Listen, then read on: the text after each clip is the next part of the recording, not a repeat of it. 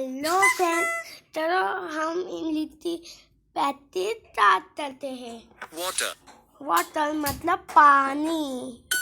ये आ गया। टी मतलब चाय। चाय का अनुवाद चुने। चाय मतलब टी।